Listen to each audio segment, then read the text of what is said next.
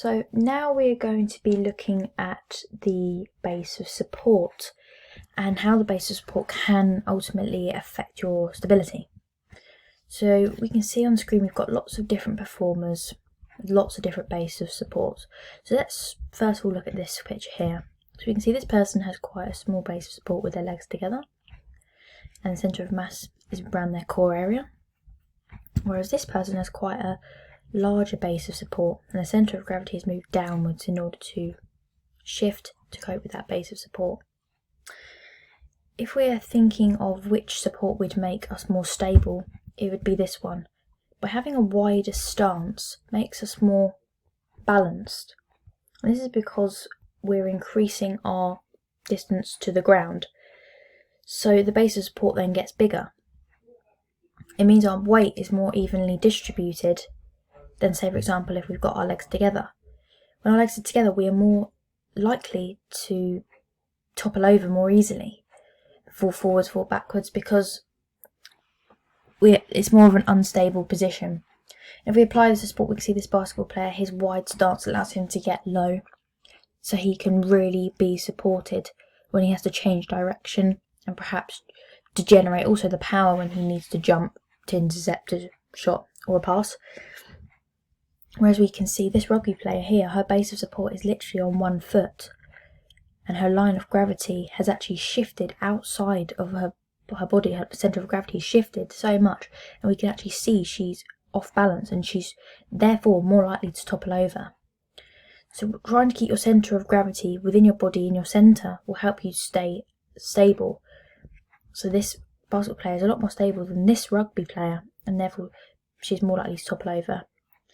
It also is related to the amount of contact points you have with the ground. So we can see here, 2 contact points is a lot more stable than 1. His centre of mass is within his core, his line of gravity is straight through his body.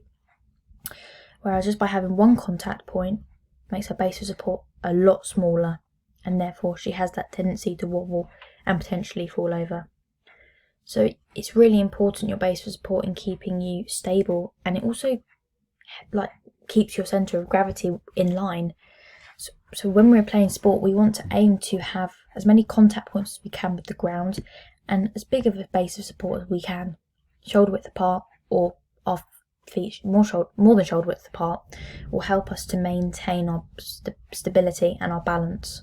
If we go back to the example of the gymnast and the basketball player, as we said, the wide stance gives a wider base of support. Whereas here, the gymnast literally has the tiniest base of support. So this is why when gymnasts are on the beam, they have a tendency to wobble and fall off when performing any type of skill. Because the contact points with the ground, although they've got 2 hands on the beam, it ultimately acts as 1 contact point rather than 2. And therefore then this makes them more unstable and tendency to fall over. So what actually is stability? Well, stability is the ability of how difficult it is to affect our balanced position. And here we can actually look at the factors that affect our stability. So the first point is lowering your centre of mass. By lowering your centre of mass, as we mentioned, will make you more stable. The closer you are to the ground and the larger your base of support means your mass is more concentrated in your core and allows you to remain stable. When that centre of mass moves out of your body, it moves, then this means you're more have a tendency to fall and topple over, which in some sports we need to be off balance. When we're sprinting out blocks, we need to be off balance in order to trigger that motion to accelerate forwards. But when we're balancing on the beam, we need to be as balanced as possible and our centre of mass to be as centred as possible with the line of gravity. The next point is keeping the centre of gravity within the base of support. So as we've said, if the centre of gravity moves out of the base of support, and therefore this can be through standing on one leg and reducing the contact points, then that line of support will move outside of the body, and therefore then the athlete is in fact off balance. So then they're going to affect their stability, they won't be able to maintain that position. The next point is widening the base of support. So as we said, wider stances like in basketball allows the athlete to be much more stable and to stand and widen their stance to make them more, so they don't have to worry about falling over. More stable, they can maintain that position and then perform much better than they would having their legs really close together, potentially their whole body in like a pencil position. It's not going to really help them in their sport. And the last point, as we've explained, having more contact points. So the more contact points you can have to the ground. So for example, 4 contact points, so hands and feet on the ground, is going to be the most stable. Having what compared to having 1 contact point like we saw in the beam, you've got a lot more of a tendency to move and topple over. Whereas if you've got hands and feet or 2 feet on the ground, the force of gravity is acting downwards, your line of gravity is in the centre and your centre of mass is in your core. But we have mentioned that this obviously does affect in some sports, and the centre of mass will move determining your position that you need. So it can change, but we can try and reduce the risk of falling over and losing our position to be stable, and these are the factors that we can do in order to remain stable. So now we're going to talk about the data collection from the 20-metre sprint and the vertical jump tests. So when conducting data collection methods in a biomechanics lab, the way that forces are normally measured in a standardised way is by using force plates. Force plates are mechanical systems that are normally built in the ground of the lab, and they measure the ground reaction forces which are involved in generating the movement of a body. In order for this to occur, a force must be applied to the plate. So for example, when a participant is applying force onto the plate, the ground will match this force and will then record the ground reaction force. Also with force plates, by placing the sensors in different positions on the participant's body, the direction and magnitude of forces can be measured in a 3D way, which could also show other measurements, for example, the centre of pressure and the centre of force. One advantage of using force plates is that they take 1,000 measurements per second, so this produces a very specific and detailed result of the force which is being applied. For example, as opposed to using normal scales, which would only produce measurements around once or twice a second. So it really zones in onto that fine margin and that detail. Force plates are an ideal method when measuring the vertical jump test because they can show through the measurements the forces which are generated, the heights achieved by the participant, and then how quick the forces are generated, so in terms of the velocity. Force plates need to be calibrated and make sure they're calibrated to 0, otherwise this could affect the results and not show a true reading to record 1,000 measurements of force per second. So they are the ideal equipment that we would be using to measure the vertical jump test.